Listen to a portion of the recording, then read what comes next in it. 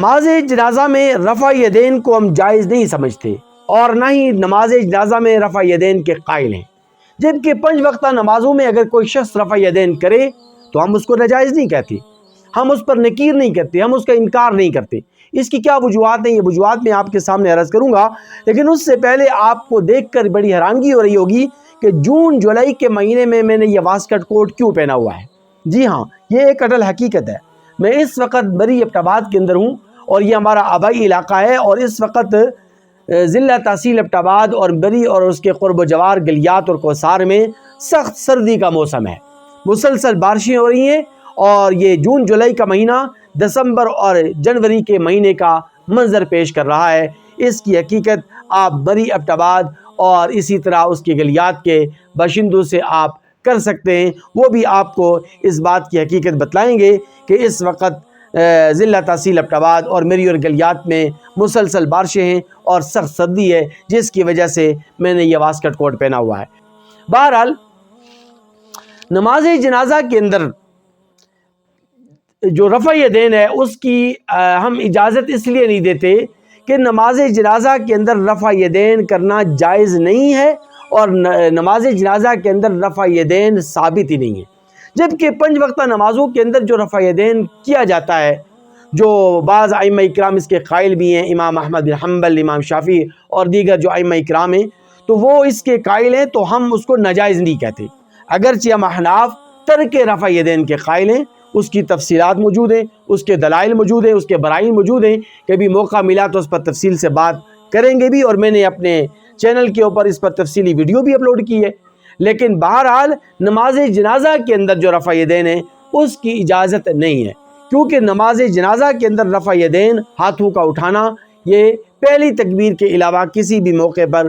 نہ جائز ہے اور نہ ہی ثابت ہے۔ حضرت ابو ہریرہ رضی اللہ تعالی عنہ فرماتے ہیں، اور یہ روایت ترمذی شریف کے اندر موجود ہے جو سیاہ ستہ کی مشہور و معروف ترین کتاب ہے، جلد 1 صفحہ 66 پر یہ روایت موجود ہے۔ حضرت ابو ہریرہ رضی اللہ تعالی عنہ فرماتے ہیں کہ نبی کریم صلی اللہ علیہ وسلم جب بھی نماز جنازہ پڑھتے تو آقا علیہ الصلوۃ والسلام پہلی تکبیر کے وقت ہاتھ اٹھاتے، اس کے بعد دوبارہ آقا علیہ الصلوۃ والسلام نے کبھی ہاتھ نہیں اٹھائے۔ آقا علیہ السلام نے پہلی تکبیر پڑھی اور پہلی تکبیر کے بعد آپ نے دائیں ہاتھ کو اپنے بائیں ہاتھ پر رکھا، اور اس کے بعد تکبیرات جو نماز جنازہ کی جو تکبیرات ہیں وہ آپ نے پڑھی، اور دوبارہ آپ نے رفع یدین نہیں کیا۔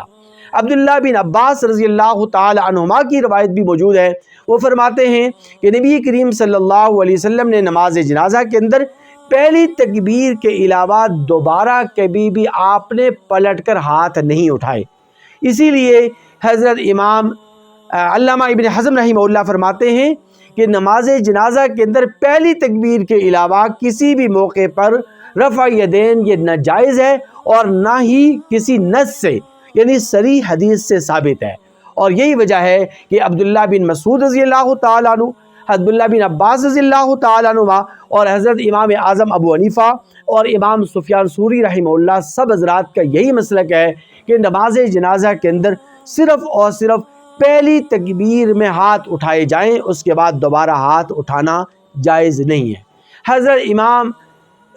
ابراہیم نخعی رحمہ اللہ فرماتے ہیں کہ نماز جنازہ کے اندر پہلی تکبیر کے علاوہ کسی بھی موقع کے اوپر ہاتھ اٹھانا یہ جائز نہیں ہے۔ اس لیے نماز جنازہ کے اندر تو رفع یدین کا ثبوت نہیں ہے، البتہ نماز جنازہ کے علاوہ عام نمازوں کے اندر 5 وقتہ نمازوں کے اندر اگر کوئی شخص رفع یدین کرتا ہے تو اس کو ناجائز بھی نہیں کہنا چاہیے، اس پر نکیر بھی نہیں کرنا چاہیے۔ آقا علیہ الصلوۃ والسلام کی آخری زندگی میں